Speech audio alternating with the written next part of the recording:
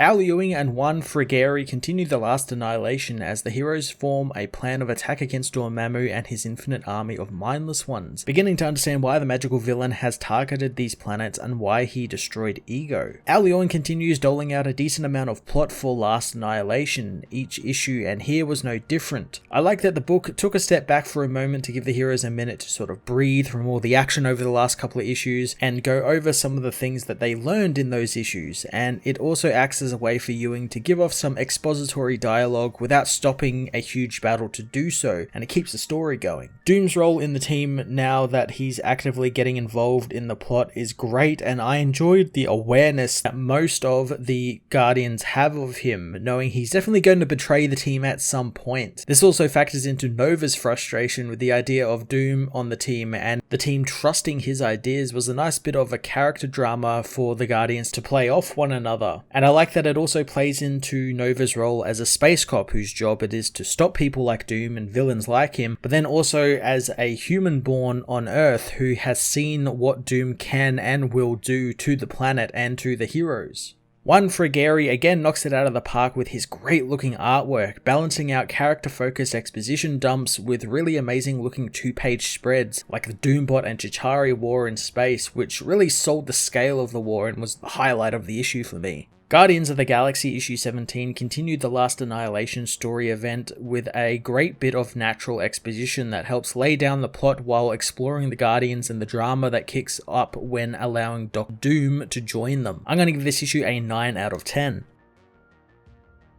Guardians of the Galaxy issue 17 finds Doom telling the other heroes Captain Glory is now dead after being ambushed by mindless ones who use strategies that are unguessable to those who don't know the ways of magic, and it had not been for the mutants, the Kree-Skrull Emperor would be dead as well. Victor says that the Kree-Skrull Empire is split thanks to the attacks on Hala and Skrullos, and the King and his cohorts are fighting light years apart from one another, weakening them both. Rocket knows this is either strategy or something else, since Dormammu doesn't seem to play games like that, so why target Hala when it's not even a capital world? Doom reminds him that Spartax is at least a capital planet, but since King Jason's death they have been minor players, finding solace in the ancient beliefs of their people. He also knows that Air, the planet under attack now, is of historical importance to the Shi'ar, but little practical significance in an interstellar war. He wonders how all of these are connected, thinking that there might be a 5th planet. Doom points out how the planets form a pentagram, a magical symbol that is the size of a galaxy now, and each point is the birth world of a star-spanning race. He says the air represents the point of sky, Skrullos the point of sea, Hala the point of storms, and Spartax the point of spirit. Drax asks what the pentagram will do, so Doom reveals that it's a summoning circle and will merge their reality with the dark dimension, and Dormammu will conquer all with a single thought. But that's one possibility, and there are many worse ones, since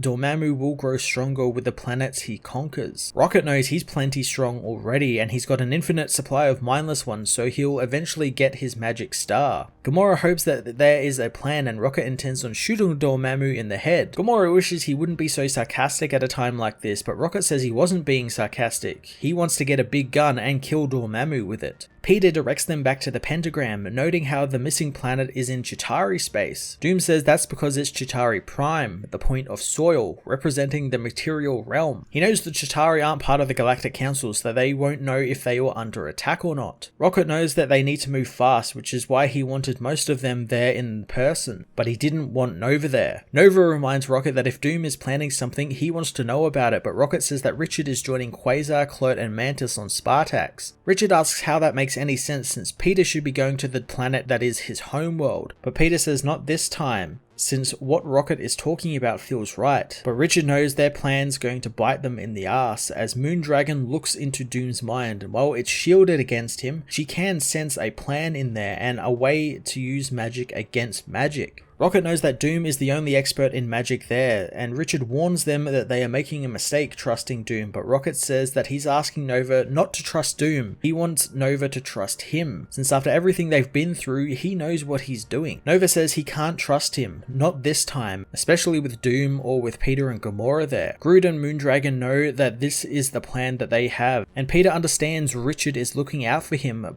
but this is where he needs to be. Richard knows that that's thanks to his cosmic awareness, and it looks like he's going to Spartax anyway since they are the least defended. He knows he won't stop any of them from following Doom, but he's telling them that it's a bad decision. Gamora agrees with Nova, but she says that she'll fight beside Doom in a heartbeat if she thought it was the right course of action, but she trusts Nova and his instincts. Richard tries to convince Peter one last time, but he still refuses thanks to his cosmic awareness signaling for him to be where Rocket and Doom are. Doom is done with their talking, knowing that he can take on Gamora's duties as he tells them that they have places to be. They soon arrive at Chitauri space, where Moondragon says that she didn't see this in his head earlier. Doom explains that the ship he has just teleported them all to is from the Rigelians, who he talked to while at Lake Hallis diplomatic zone on planet Araco. He says in return for some favors, they gave him a staging post of sorts for their campaign here. Peter knows he can't get up to too much mischief with it, but Drac knows he can't cause enough either. Moondragon notes the Chitauri planetary defenses aren't there, but soon she can sense them as she knows Dormammu has already controlled the entire Chitauri race. Drax is surprised he's taken the whole planet already, but Doom knows that each planet Dormammu attacks will have its own weakness, but conquering the Chitauri has always been easy since they have a strict hierarchy, from the mindless drones through the ranks of the simple-minded soldiers all the way up to the Queen of the Hive. He knows Dormammu possessed the macro intellect, and with that he would have infected everything. Groot says that he might be able to communicate with the Chitauri thanks to them being both from the point of soil. Doom, however, prefers a direct approach, revealing that this ship isn't just a ship, it's a terraforming assistance platform. He tells the group that the asteroids around them will be consumed by the ship, and it will use the materials from them to manufacture a necessary workforce, but he has made a few adjustments to the Rigelian ship, as the workforce is revealed to be turned into Doombots, which swarm out of the ship and attack the Chitauri, as Doom says that his will be done, wanting his hand to be the annihilation of annihilations and the end of all of their wars. Doom demands that Dormammu look upon his work and despair, as the team think that maybe Nova had a point. On Spartax, Nova and his team battle the Mindless Ones, as Quasar says that she is exhausted and needs to end her shift, transforming back into Wendell, saying that one Quasar can fight for up to an hour at full power,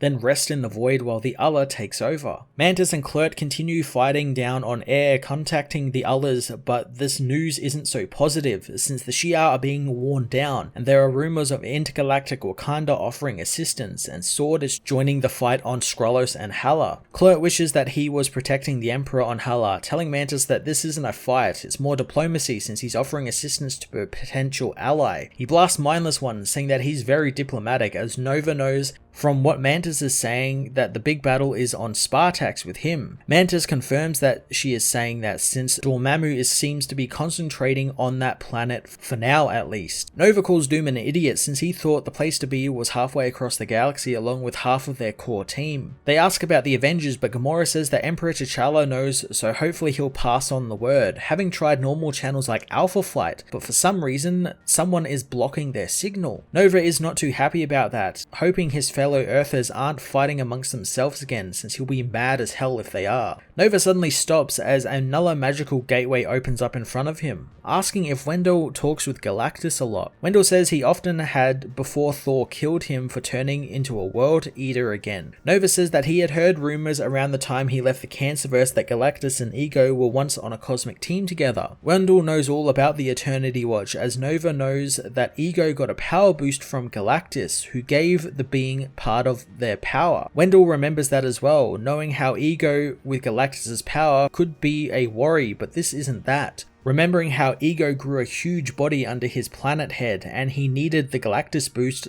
but he couldn't do it now. Nova isn't so sure about that, as Dormammu has tapped into that power from Ego, gaining a huge and powerful body of his own.